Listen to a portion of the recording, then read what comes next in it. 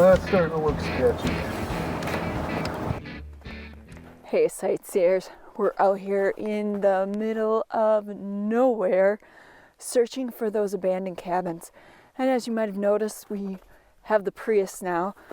We actually tried getting in last Sunday when we were out exploring and found out that because of all the thawing that's been going on, the road here is really, really sketchy.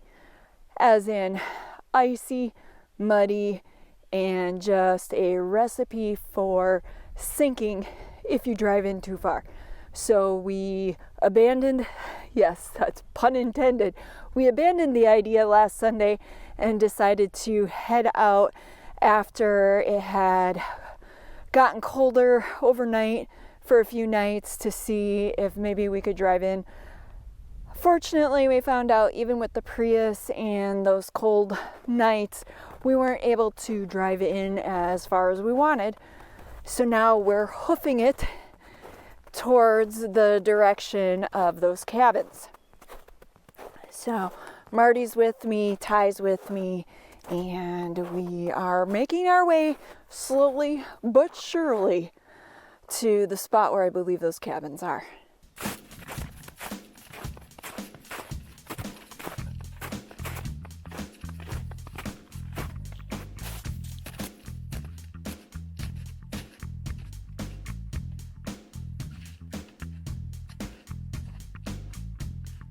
If you listen closely, you can hear the sound of rushing water, which means we're getting closer to the cabins. From my understanding, they're situated on some land close to I believe it's the Oconto River, or a branch of the Oconto River. And from the sound of it, like I said, we're getting closer. Whew. Quite the hike, though, through this winter wonderland. Yeah, I know. It's officially spring, but up here in the Northwoods of Wisconsin, it's still winter. Just saying. Well, it looks like we've stumbled upon the first cabin, and boy, it's in rougher shape than I had anticipated. I'll walk up closer so you can get a better view of it here in a second. As you can see, the roof is caved in, probably due to the weight of the snow. That's the problem up here in the Midwest or in the Northwoods of Wisconsin, is that a lot of abandoned places, abandoned buildings don't hold up to the elements because we have things like heavy snow that topple roofs, or heavy winds, or trees that fall on top. It actually looks like, if I move the camera up, you'll see it looks like part of a tree fell on top of the roof. I'm sure the heavy snow didn't help either. So Marty's been scoping it out, and we're going to follow him, and he's going to point out some things that he noticed when he went and peek through the windows, because obviously you're not crawling in there. Alright, so we're going to join Marty here to see the inside of this place, because obviously I'm not going to try crawling in here. But what are you seeing in there, Marty? Big, tall safe. Alright, and if I go down like this with the camera, you can see the tall safe. I mean, it's tall. I mean, in camera it really don't look like it, but... How many feet tall do you think that is? It's like 4 feet tall, maybe a little tall. It's tall. So we're thinking that that safe was likely used for storing guns and ammo. Because up here in the Northwoods of Wisconsin, what else would you be storing in a safe that big other than your guns and ammo? Unless maybe you were what? Pabst Blue Ribbon. Yeah. It's valuable up here in the Northwoods. Yeah, like Marty said, the Pabst Blue Ribbon. Or if you were a bootlegger like Al Capone hiding out up here, maybe you were storing large mad stacks of cash. Al Capone's hideout. Yeah, it's Al Capone's hideout. We're going to start a new rumor. Call Geraldo Rivera. If anybody remembers that from the 80s. A lot of places on here I noticed they got these tin or aluminum like printing plates. Like this one here is a Mexican style 3-course dinner from, I believe, Swanson's. You actually see the little fork and TV dinner there.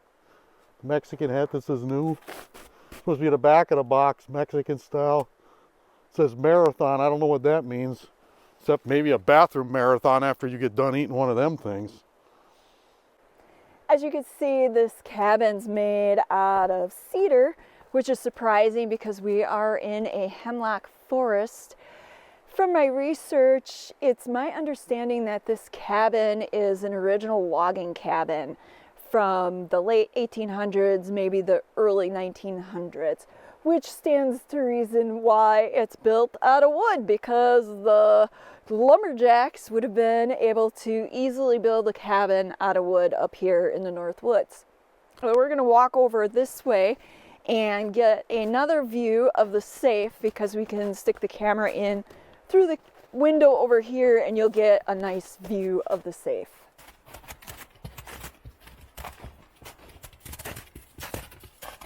I stand corrected, it's through a hole in the wall over here that we're looking, and if you look straight there you can see the door here, and straight over there is the back of the safe, or the inside of the safe itself. So we got this other window that we're gonna snake the camera into, because there's some nasty old bunk beds I gotta show you inside there. If you look down in there, you'll see the old bunk beds. I don't know how old those mattresses are.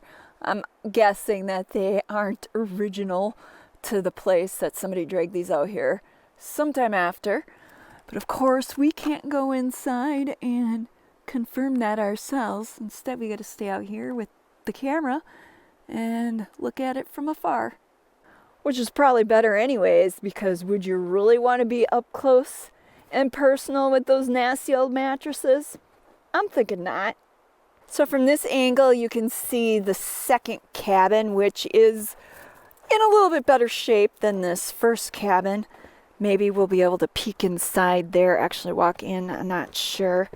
But I think we're gonna walk up here and take a look at the other side and see what else we can peek through the holes in the wall. Hey, check this out. Up here on part of the frame, we've got some old bottle caps. I believe it says Master Lager. I don't know if that's an old-time beer or if that's more modern. Somebody thought it'd be cool to nail those up here on the cabin. Marty's going to inspect those caps and tell me what kind of beer that is. Meisterbräu Lager, it says on it. Meisterbräu. How many of you guys remember Meisterbräu? If you do, let us know in the comments section below. Meisterbräu? I don't think I've ever drank Meisterbräu before. Check this out, you guys. The old well pump still works. Oh, look at how brown and nasty that water looks. Yeah, it's clear already. At least you know you got water, so if you were stranded up here in the Northwoods, Wisconsin, you'd still survive, as long as you had a means of being able to fish and get some fish out of the river, or hunt some deer or squirrels up here for meat. Squirrels taste like chicken. Otherwise, I suppose you could be vegetarian and eat, you know, mushrooms, berries, and grass. So you'd survive the zombie apocalypse. What do you think that is?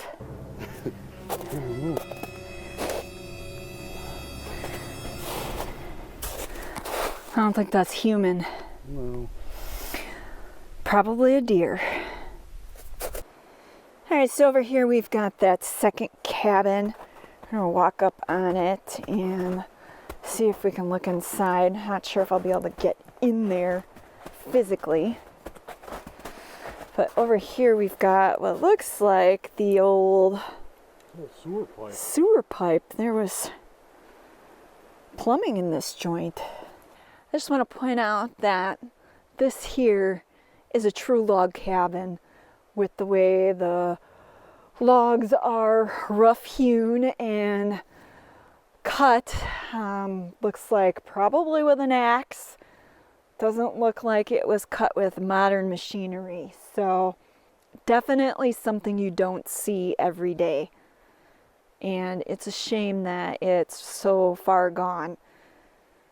But like I said, that's what happens when you're up here in the Northwoods. The elements take over rather quickly, and we're lucky that we get to see even this much of it. Looks like at one point somebody tried to save it by placing a huge tarp over the roof, but obviously that wasn't enough to save it from the elements.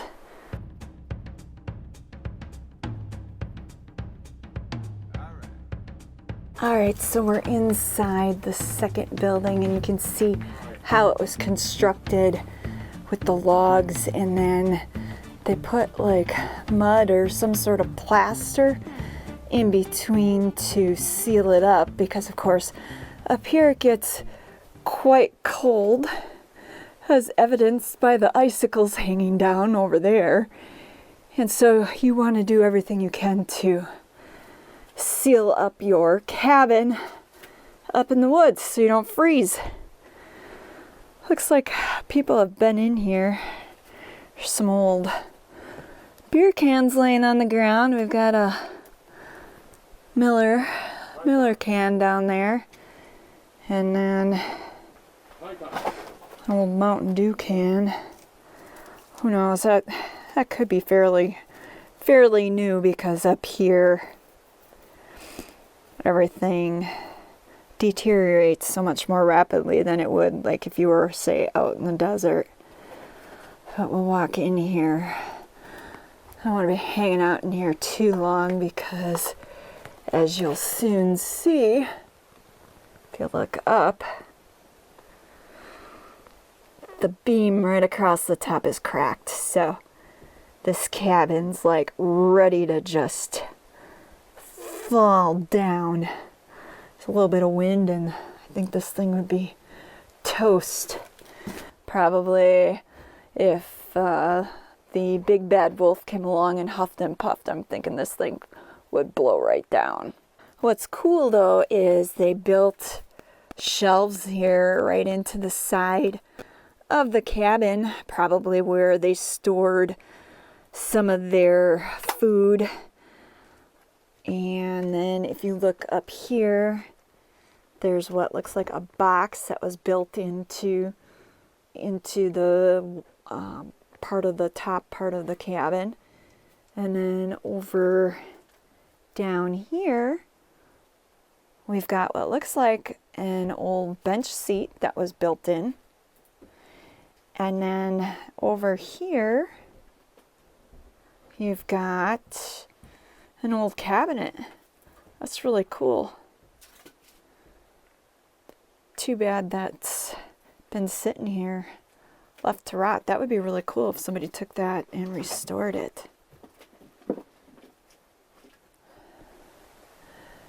Where we saw that old sewer pipe, that was actually the piping for the heat. There probably was an old potbelly stove that stood in that corner. Wow, guys, this is just really cool. It's too bad it's been left to rot to this extent. I can just picture myself hanging out here, sitting in front of the old potbelly stove, sipping on a cup of hot cocoa, and just enjoying the solitude. All right, so I'm going to pan real quick here so you can get a good look of the size of this little cabin.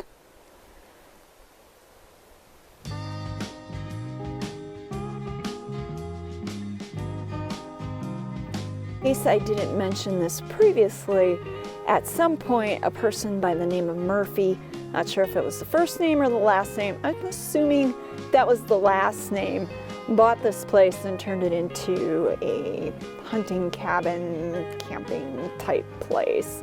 And so the last known person to have owned this place was Murphy. Go figure. So that is the little cabin, the one that we walked around and went inside. And we're at the back of the big cabin, And now I'm going to point the camera down through what would have been, I believe, the back door or the main door, and show you the inside. There really isn't much to see. A lot of what looks like deer dung on the ground. I'm wondering if at some point the deer were able to get in there and hang out. Obviously, they're not going to fit through the door now. And then some old cans and whatnot. I'm going to try and get the camera in there for you so you can see the old refrigerator taking up space there to your left. And then, of course, all the beer cans. The can man could cash in on quite a few pieces of aluminum here, it looks like. And then, of course, there's an old table back there. Hard to see much else with the roof caved in. Check this out.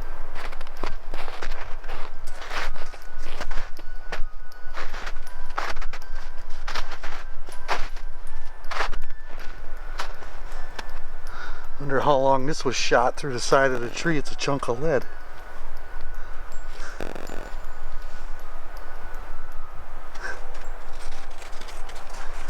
I found this laying here too.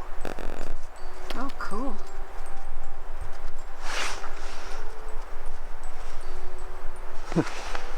Nifty. You don't see that every day at an exploration. Lead in a tree. So there's where the lumberjacks or the people hanging out at Murphy's cabins would have done their fishing, maybe done their washing up, you know, washed their clothes, took their baths in this stream right here. Special thanks goes out to all our fellow sightseers here on Patreon and PayPal. Without you, these videos wouldn't be possible.